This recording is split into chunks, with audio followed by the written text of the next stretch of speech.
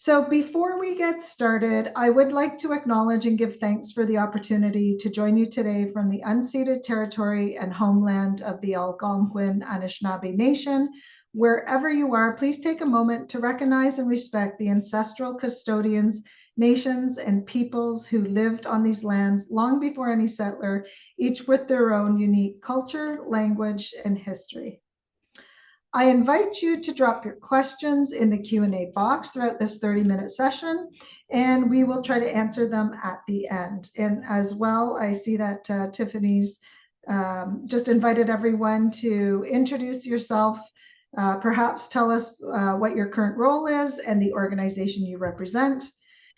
Wherever you are dialing in from, we welcome you. I know that there are some here from our robust community of CITPs, FITTskills students, returning attendees, and if this is your first time, a huge welcome to you. So let me just project my slides.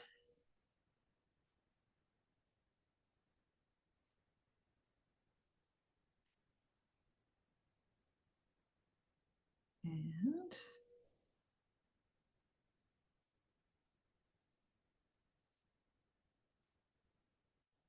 there we go. So if you've come to the session on common sourcing and procurement mistakes, you're in the right place. This is our 6th episode of the FITTskills Live Learning series. And what the Live Learning series is, if this is your first time joining, it's a monthly series where we cover various topics related to international trade. We look at trending topics from the headlines or topics suggested by you, our community. And those topics are sometimes suggested through the poll or the email at the end. And we look forward to getting suggestions from you for future topics. So please keep that in mind. And we also we always reach out to a CITP, an expert in the field, those who have lived it, who have learned from it, who have navigated the many complexities that you encounter in international trade. So the content that I'm going to briefly highlight today comes from our FITTskills training, our international business program, which is protected by copyright.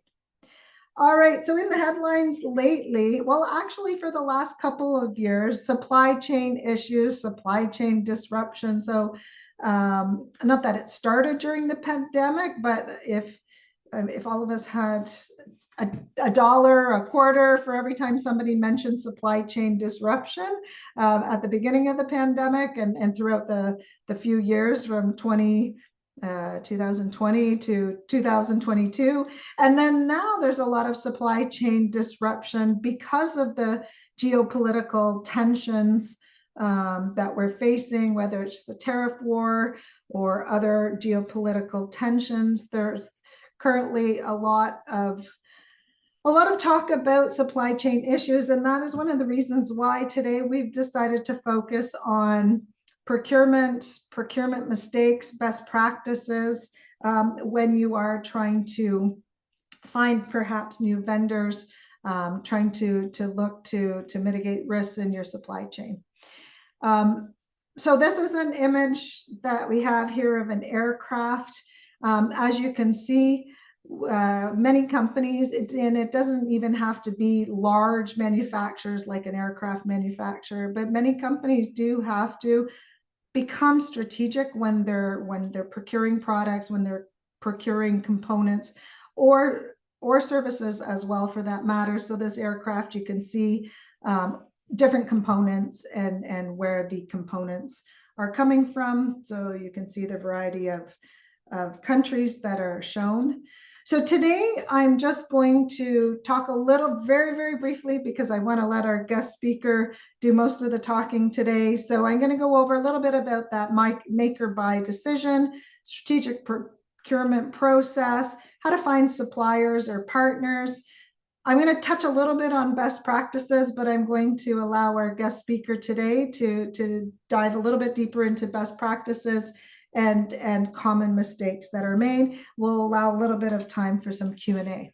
So that make or buy decision involves some analysis to see, how much control you need. And then if you're going to make the product yourself, if you're going to buy it, if you're going to form some kind of partnership. So there's a lot there. So our course on global value chain does help individuals work through that whole decision process. Part of that decision process comes from having done an total acquisition analysis, and some of the components that are included in this total acquisition cost are, for example, the price of the raw materials or components or service to be provided, any adjustments for foreign produced goods, transportation, inventory costs, maybe duties, tariffs, taxes, other fees, and then potentially even contract termination costs. So this is a long list. I'm not going to read everything, but it is definitely an analysis that's required. And then that feeds into this strategic procurement process. And in our course, we lay out the 7 steps in a procurement process, everything from doing that internal needs analysis through to collecting supplier information, developing your strategy, implementing it, selecting your supplier or the winning bid, and then looking at this plan. So it's similar to an export plan where you create your plan and then it's a living document. You don't just create it and then that's done. As with suppliers, you have to evaluate, is this supplier meeting your criteria? Are there improvements that need to be made? What needs to be tweaked? So it's also a continuous process as well. So how do you find suppliers? So you can find potential suppliers. Well, first you research conditions in the market, look at different indices like the ease of doing business. I think it's now called Be Ready, looking at transparency. You can you can find suppliers by going to governments directly. Or you can contact foreign trade commissioners or consular representatives in your domestic market. So I work for a foreign government, so I was more than happy to field any inquiries from Canadian companies that were looking to source or procure products from the country. So definitely contact your domestic trade representative. So whether it's at the trade commission, a consulate, or an embassy, the commercial section of an embassy. You can go to foreign chambers of commerce, trade associations, as well as foreign banks with offices in target markets. Or you can look at trade publications, some publications published by the WTO or the International Trade Center, OECD, etc. All right, so then hopefully companies are creating a supplier selection, like formalized selection sheet, a cheat sheet with criteria, looking at quality of goods, like service follow-up. How good is this vendor, the supplier, in following up? What is their technology like to, what's their capacity? What's their process technology? What is the financial stability of the supplier? Where are they located? What's their IP? And that's for goods as well. When you're outsourcing services, when you're looking for service providers, you have to have a well-defined scope of services. Or is the supplier meeting that scope? What are your financial and operational expectations? What about performance? So it is, what I want to get here is that it needs to be strategic, it needs to be planned, and you need to have criteria that you're going through and matching your supplier with your needs. So some of the best practices include, placing an initial trial order, Perhaps avoiding suppliers in countries where the risk is known to be higher. So if your risk tolerance is low, perhaps you may want to avoid suppliers in that country. That's an individual decision. Selecting more than one supplier, you don't want, just like as an exporter, you don't want, all your business to be with one company. So selecting more than one supplier is a good practice. Negotiating payment terms that enable a company to pay a supplier only when certain conditions have been met. And then key negotiating considerations is, you really have to think about, your counterparts' bargaining power, their style, their negotiating style, those cultural norms that play into that negotiation. You need to establish the parameters for negotiation and consider the risks involved and the market uncertainties.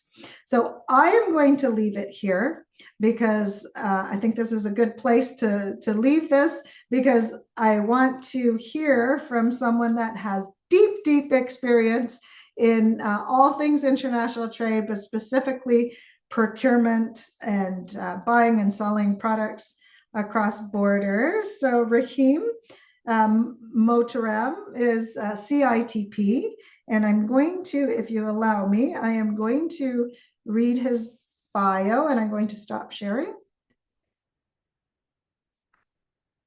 So welcome, Rahim. So Rahim is an accomplished expert in international trade and marketing, holding a PhD in marketing management and a master's degree in business administration, along with a bachelor's in customs management.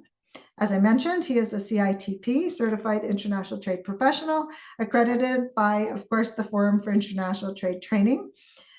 He is also a CIFA certified instructor and a recognized trainer in international trade and transportation. So CIFA is the Canadian International Freight Forwarders Association, for those that don't know. And he holds the FIATA diploma from Switzerland. With a proven track record of negotiating and finalizing over 180 business contracts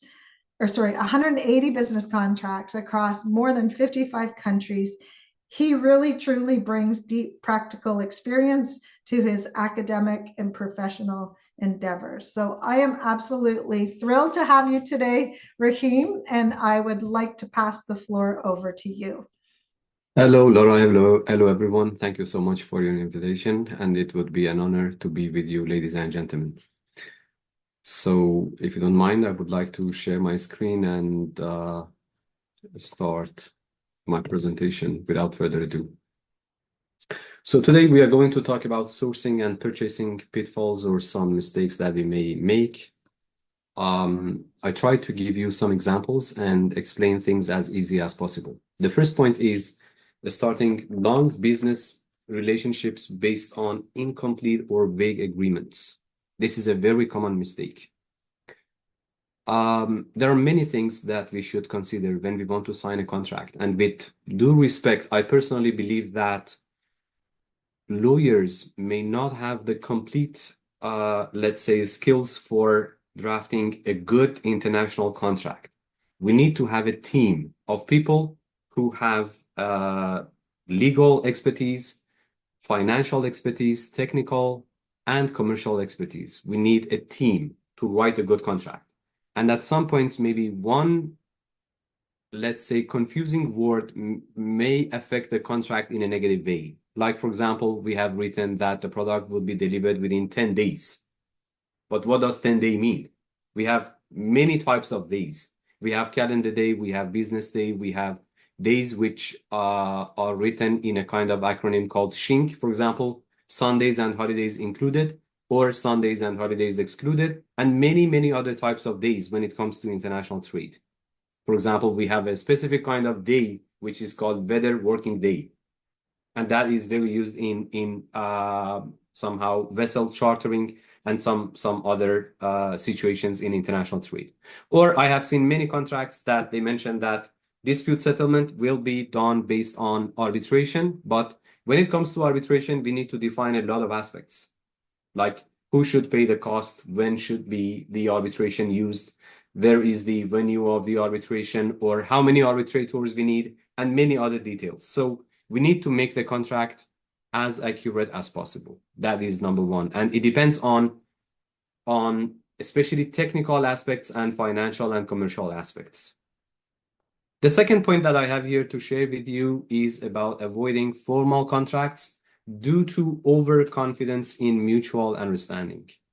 Here, I personally believe that an ounce of prevention is better than a pound of cure. Most companies do not write contracts because they believe that we trust in each other and everything would be good.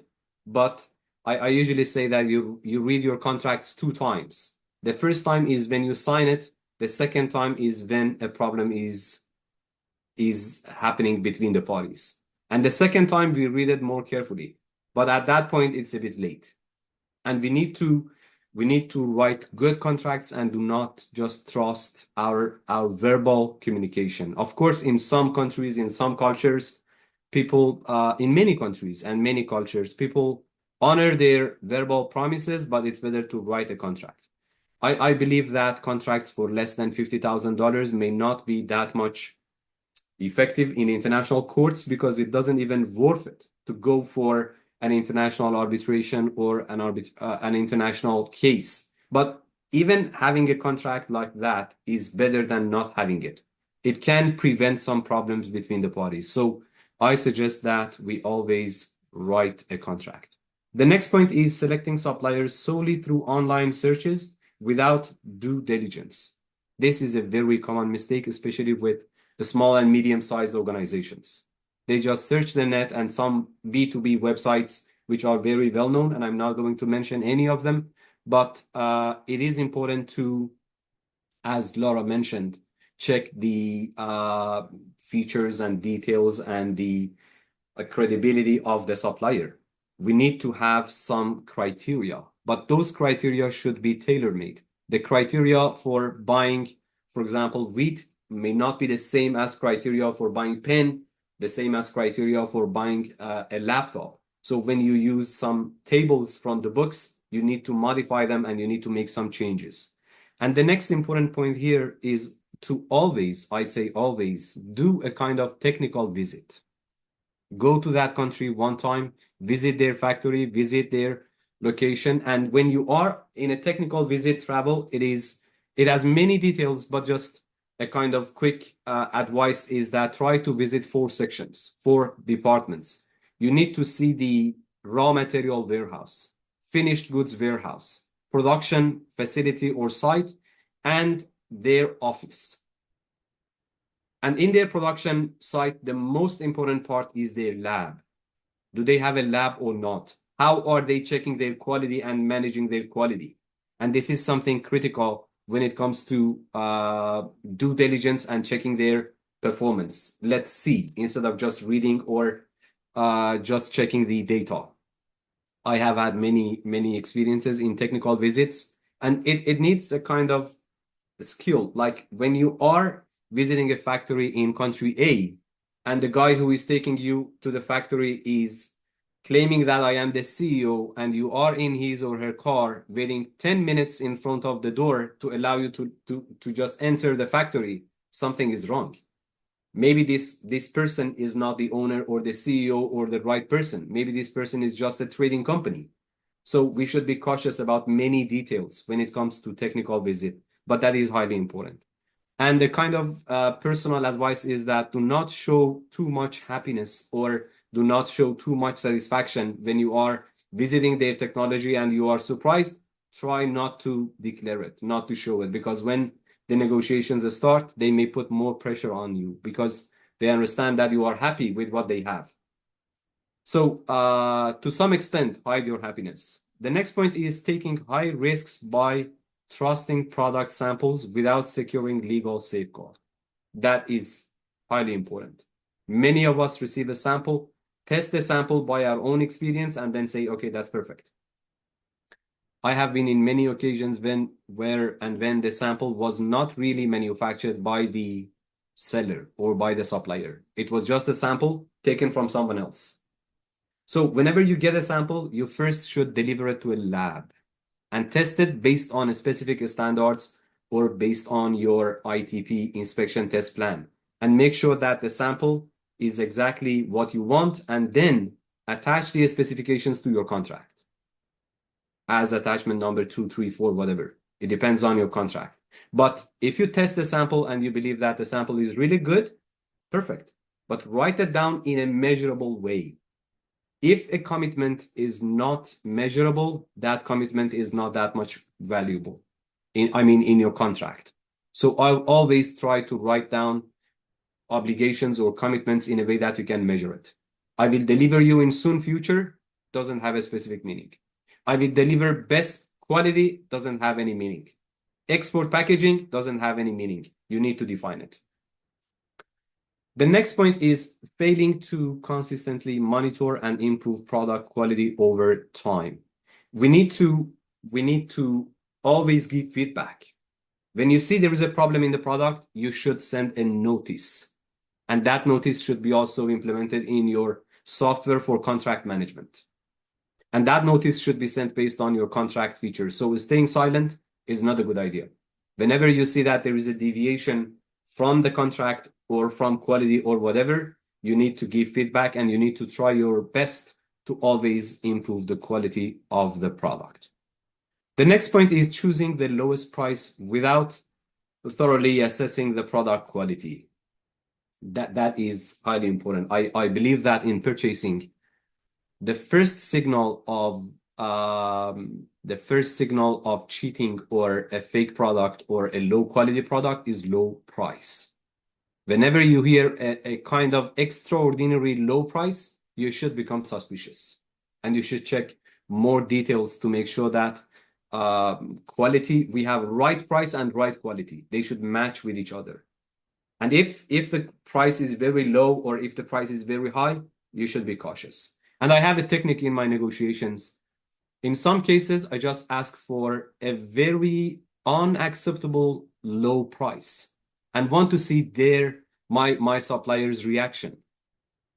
Like I was buying something in East for example, $1, and then I just proposed, what's your idea about 50 cents?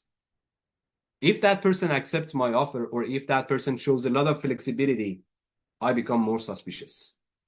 So that's just a trick for negotiation, but we need to be cautious about price. Price is not the only important factor, but it of course is one of the most important factors. The next point that I have here is to define quality standards clearly and establishing effective quality control procedures. You define it in the contract, but then you need to check what is delivered by a third-party company, inspection company, or any other method for making sure that the product quality is based on the contract. And there are many solutions for that. There are many solutions. You can mention a specific standard. You can hire an inspection company like SGS, Bureau Veritas, or any other company to check the quality, the quantity, the packaging, and whatever details you want. You just need to know what you exactly want. The next point is overlooking packaging specifications and leaving decisions entirely to the seller. A very, very common mistake. And especially in some countries, it will be more risky. Here, when it comes to packaging, we should know that packaging can affect our HS code. Packaging can affect our import duty. Packaging can affect our cargo insurance policy. Weakness of packaging is one of the exceptions which is not covered even in clause A of insurance. So if your packaging is not suitable, then things will be complicated. And some expressions like suitable packaging, export packaging, reinforced packaging are not enough. You need to define the packaging based on its type, its material, its specifications, marking, and labeling. These 5 features are important. And I usually prefer to have a packaging instruction, again, attached to the contract. The next point is that in purchasing and business negotiations, some individuals are intelligent, but they deliberately downplay their capabilities and they just pretend not to understand. This is a technique in some cultural let's say, context. So do not judge people based on what you see in the negotiation. Look at your contract text and what you have written at the end of the day in your contract. So even if you are negotiating with someone whom you think that this guy is not intelligent enough, I believe you need some time, like 30 days, 40 days, to understand that that guy was enough intelligent. I just did not consider all his intelligence. So be cautious about these kind of people.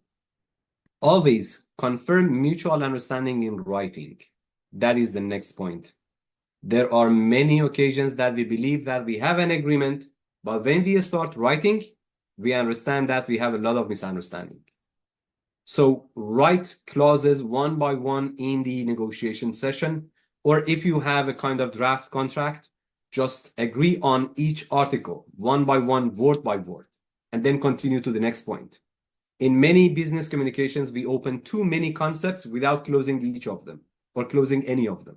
So it is important to write down what we believe that we have agreed on. Expect delays and analyze situation with a degree of healthy skepticism. And this is, do not be too much optimistic when it comes to time analysis. I don't say always be pessimistic, but try to consider the fact that things happen. Next point is lack of clarity regarding pricing structure at the earliest stages of negotiation. I just ask you how much is the price, and you tell me 10 Chinese yuan or 10 Canadian dollars. But based on which Incoterms rule? For how many products? And is this price the total cost or the total price of the product, or there are some items which are not included in this price? Always try to ask about list of inclusions and list of exclusions. And this is not just for purchasing products. You reach out to me as a freight forwarder for purchasing logistics services, and I give you a quotation. And then 10 days later, when the product is transported by air, I may give you an invoice which has some new items, some new costs. And when you ask what are these costs, I may say, okay, we did not discuss them at that time, but now they are added. They are surcharges. Whenever you get a price, you get a quotation, always ask, I want an all-inclusive flat fee based on FOB, based on EXW. And if anything is not considered in that price, please let me know now before making a final decision. The next point is ignoring intellectual property rights when drafting manufacturing agreements. This is highly important. Take care of your intellectual property. And if you need, even before finalizing the contract, you may want to have a kind of NDA, non-disclosure agreement, or confidentiality agreement. Take care of your industrial design, your brand, your trademark, and those things, because you may outsource manufacturing to a factory, and then 6 months later, you understand that your product with the same design is sold to other customers, while you had done the R&D and you had designed the product, but you did not protect it properly. So that is important. And finally, inconsistency between the agreement or the agreed payment method and the rest of the operational process. I see a lot of problems here. Many of us buy on the basis of FOB, for example, Shanghai, and then we say, okay, payment will be administered when the products are delivered in my facility in Mississauga. That is wrong. If terms of delivery or Incoterms rule is FOB, however, Incoterms does not talk about payment methods, but if it is FOB, I, as the seller, shall not accept when the products are delivered in Mississauga, because they may never been delivered in Mississauga. They are on the ocean, they are sink, they are stolen, but the payment must be administered from the date of bill of lading. You can say 60 days from bill of lading, but not from the date when they arrive at destination. All your contract clauses must comply with each other, must match with each other. And there are many examples, but I think I'm almost done. I tried to keep it as short as possible and as fast as possible to give some opportunity for asking questions or having more discussions. Laura? That was fantastic. I was trying to jot a few things about insights and hints in the chat. I don't see any questions, but my question to you was going to be about Incoterms, and I'm so glad you brought that up. So when you were talking about reading the contract, that contract could be the commercial invoice, but like I think that having studied Incoterms myself and as an Incoterms trainer, I understand that using an Incoterm can avoid so many misunderstandings in a contract if you properly use the correct Incoterm or accept an Incoterm, but never accept an Incoterm where you don't fully understand your obligations, either as the buyer or the seller. So in your experience, Rahim, are you seeing are in contracts that you've seen, have you seen like improper use of Incoterms? I know you mentioned the payment, that's different, as you pointed out, but improper use of Incoterms or not using Incoterms, can you talk a little bit about what you've seen? Of course. I think 99.9% may use Incoterms, but they do not use it properly in some cases. For example, I have seen many companies buying on the base of FOB Shanghai Airport. That's wrong. Yeah. FOB is solely usable for sea transport. Or Incoterms has a lot of ambiguities or a lot of points which Incoterms is silent about, and we should add to it. We should use the right details, especially when it comes to chartering vessels, when it comes to somehow loading and unloading. In some rules, we have clarity. In some rules, we do not. Like FCA is a very confusing rule.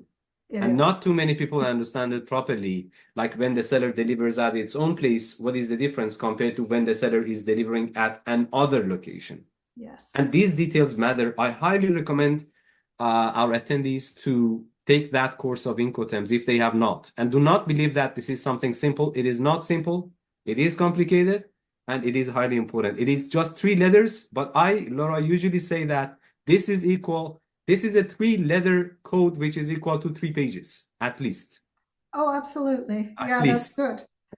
Yeah, absolutely. I do think that course is really good. If you are working like where you're either accepting terms or like prices with an Incoterm, or you're creating an export price list, you need to really understand the application of the Incoterms and all of the obligations, everything from, where does delivery take place through to who contracts insurance, who contracts transportation. You need to understand it. And if you don't, you either have to use the services of like a logistics company, freight forward, that understands the application of the Incoterms, or you take a course and you upskill yourself. I mean, it's really important that you understand this. So important. Somebody was asking, and I know the answer, but I'll let you answer. With FOB or XWorks, do you need to define the location as well? Of course, with all Incoterms rules, you need to define place and point. Yes. If you say FOB China, it means FOB any port in China. And usually when you do not define the place and the location clearly, you are giving the seller the right to make the decision. The best place that suits the seller's objectives. So it is essential to define the place and location. And there are some cities around the world that is the name of the city is a port, but we may have 2 or 3 ports in that city, in that area. And we need to pay attention to details because not all the vessels can berth in any port. We have a concept called draft, how height of the vessel is underwater. We need to check the details of that port and make sure that this port is suitable for this type of product. So a lot of details, but I tried to explain short. Well, don't they say the devil is in the details? Absolutely. And it really truly applies to all contracts, all, commercial invoices, that is a contract, and all the other documents that are involved in the process. You have to make sure, and as well as consistency. So making sure that there's consistency between one document and the other, like for transportation. So if you're saying that, this is the exact location, well, that needs to be like that same Incoterm with the location has to be transferred through all the documents, right? Exactly, Laura. A few years ago, a friend asked me to write him a contract for selling iron ore. And then I just quoted him a price. For example, do this for $8. And he said, that's too much. Why? How much money for this contract? It's too much. I said, I can read your contract if you have any.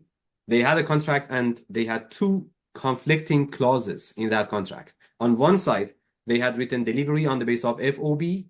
On the other side, they had written, you need to deliver these documents. One of them was bill of lading, indicating freight prepaid. Bill of lading freight prepaid is not the same as FOB. In FOB terms, bill of lading shall show or indicate that this is freight collect. So conditions may be conflicting, and there are a lot of details that we exactly need to take care of. Oh, absolutely. Absolutely. So I want to get to some of the questions. So someone's asking, are there any authentic companies which accept due diligence?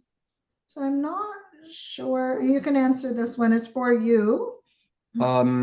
You can, first of all, I recommend that you do it yourself because you can understand some details that third parties cannot. Second, if it is expensive and you may not be able to go to the other country, it is better to ask inspection companies. Some companies like SGS or Bureau Veritas, they have a specific kind of inspection called seller's originality inspection. They may do it as a kind of customized service, yes, but it is not cheap. It is one of the most expensive inspection services that they usually offer. If other inspections cost you, for example, 500, 600 USD per man per day, this one may cost you $1,200, $1,300 per man per day. But yeah, some companies do it. And you may find some friends who are living in the other country or some even freight forwarders. They may do it unofficially, but the only party that does inspection are the, I can say, inspection companies. Good tip. You can see a complete list of these companies on TIC website, TIC. You can search TIC plus inspection bodies. You can see their website, and there are all the members of TIC around the world. Excellent. Excellent. I also, often you can reach out to different organizations to help you with the due diligence you were mentioning. So you could reach out to your trade commissioner service. So if you're a Canadian company, the Canadian Trade Commissioner Service, you can reach out in market. Like if you're looking to work with a new company, either a vendor or a new importer, you can reach out to the Trade Commissioner Service and they can help you with the due diligence, Export Development Canada as well. So don't forget to reach out to those, let's call them ecosystem partners in international trade. And Laura, I have used EDC services in a company. They are great. If you are exporter, just reach out to EDC and they take care of you about everything. Credit insurance, different types of credit insurances. And for Canadian companies that are exporting products, EDC must be one of your major contact points. Great. Excellent.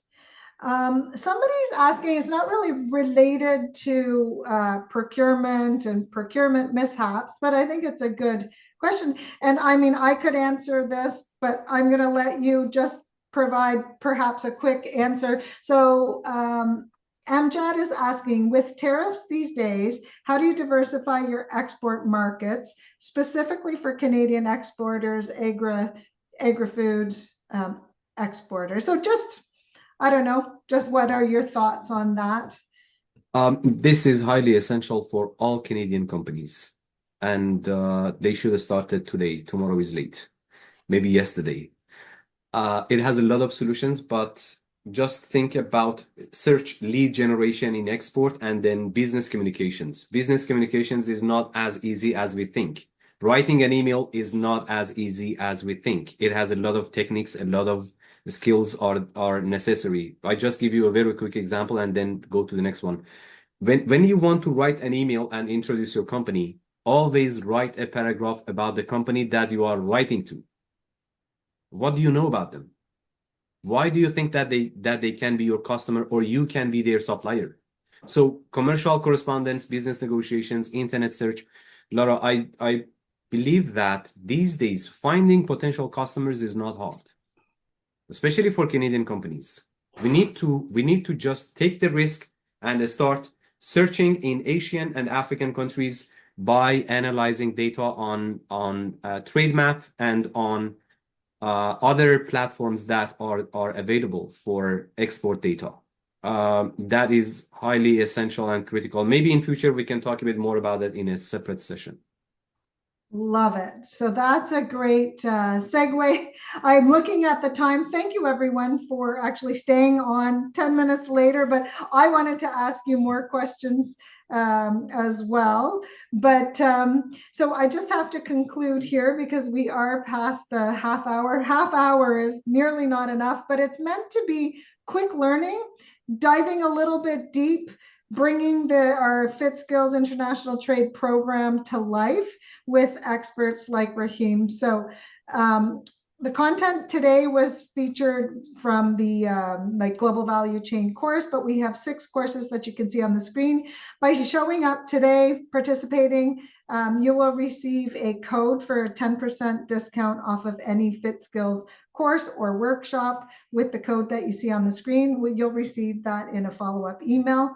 And I just wanted to say that our next session will be in a month, the last Tuesday of the month of July. Can't believe we'll be July already. But I do want to thank everyone for joining us today, and a special thank you, Rahim. That was fantastic, and I feel like we could have gone, another hour or two, depending on how much time you had. So thank you so much for coming today, and thank you everyone for joining, and hopefully we'll see you next month. Thank you, Laura, for your invitation. Thank you, everyone. Have a great day ahead. Thank you. Wonderful. And a recording will be made available in an email following today's session.